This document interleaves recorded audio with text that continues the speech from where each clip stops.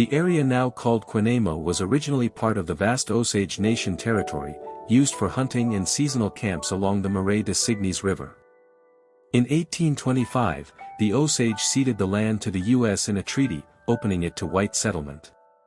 The name Quenemo derives from a Kansa, Kaw, Indian chief, Quenemo, meaning, he who leads, reflecting lingering native influence even as tribes were displaced. Founding as a railroad town, 1860s Quenemo was platted in 1870 when the Leavenworth, Lawrence and Galveston Railroad, later part of the Santa Fe, extended its line through Osage County.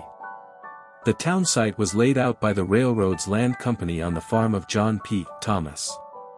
A post office opened in 1870, and by 1872 the population reached 250, fueled by the railroad's promise of commerce and access to markets. Boom and bust cycle, 1880s, 1910s. Quenemo peaked around 1880 with 600 residents, boasting a hotel, bank, 2 newspapers, grain elevators, and a brick school.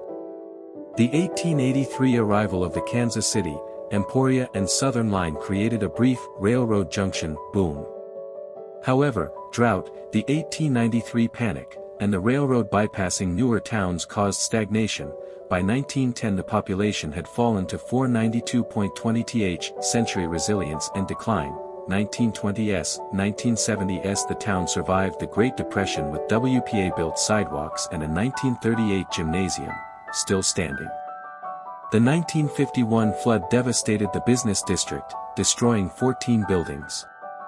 Quenemo incorporated as a city in 1955, but loss of the railroad in the 1960s and school consolidation in 1967 accelerated decline.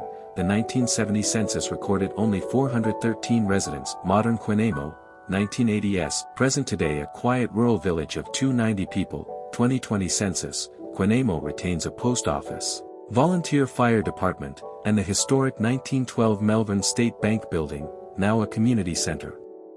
Annual events like the Old Settlers Picnic preserve small-town heritage, while proximity to Pomona Lake offers recreation. The population has stabilized, reflecting rural Kansas' shift from rail to highway-based life.